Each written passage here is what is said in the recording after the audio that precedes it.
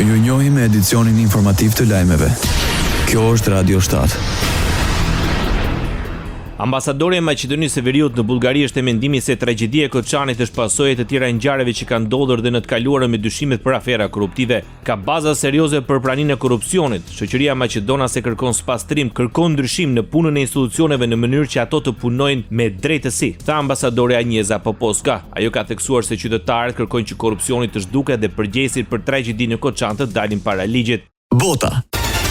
Arrestohet kryebashkiaku i Istanbulit Ekrem Imamoglu. Prangosja erdhi në orët e para të mëngjesit të së mërkurës në kuadër të një timi për korrupsion. Sipas mediave turke, Imamoglu akuzohet për drejtimin e një grupi kriminal, manipulim në tendera dhe dhënie ndihme ndaj një organizate terroriste. Këshilltari i tij për mediat, Murat Ongun, konfirmoi ndalimin, por nuk dha detaje mbi arsyet e arrestimit. Përveç arrestimit të Imamoglu, autoritetet turke kanë urdhëruar dhe arrestimin e rreth 100 të dyshuarve të tjerë, përfshirë gazetarë dhe biznesmen në kuadër të hetimeve për korrupsion.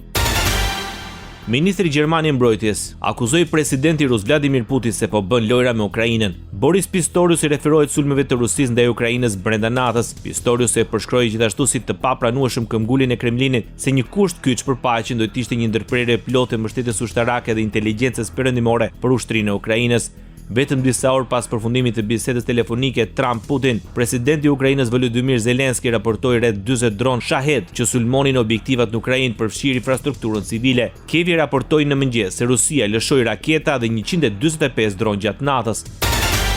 Kryeministri britanik Keir Starmer propozoi krijimin e një koalicioni vullnetarësh ku shtetet mund të dërgojnë trupa paqëruese në Ukrainë për ta mbështetur atë. Ndërkohë presidenti francez Emmanuel Macron theksoi se ky angazhim nuk do të përfshinte dërgimin e një force ushtarake të madhe, por disa mira trupa mund të dislokohesh në vende strategjike të Ukrainës për të ofruar trajnime dhe për të treguar mbështetje pa pasur nevojë për miratimin e Rusisë. Macron deklaroi se Rusia nuk ka të drejtë të vendosë kushte për praninë e trupave ndërkombëtare në Ukrainë për sa kohë që ky vend kërkon asistencë. Kreu i shtëpisë së Bardh Donald Trump njofton se ka një marrëveshje me presidentin rus Vladimir Putin për një armpushim të menjëhershëm në sektorin e energjisë dhe infrastrukturës. Synimi sipas Trump është arritja e një armpushimi të plotë dhe një fund për këtë luftë të tmerrshme mes Rusisë dhe Ukrainës. U diskutuan shumë elementë të një marrëveshje për paqe, përfshirë faktin se mijëra ushtar po humbin jetën dhe si presidenti Putin ashtu dhe presidenti Zelenski duan që kjo të marrë fund. Ky proces tani është në fuqi dhe po ecën përpara dhe shpresojmë për hir të njerëzimit ta çojmë deri në fund, shkruan Donald Trump.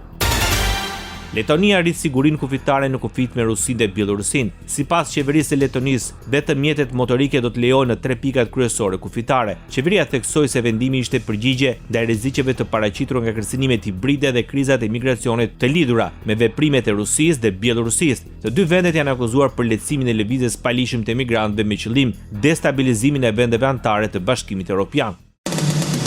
Ndoqët lajmet shkurt në Radio 7, zëri pozitiv i qytetit.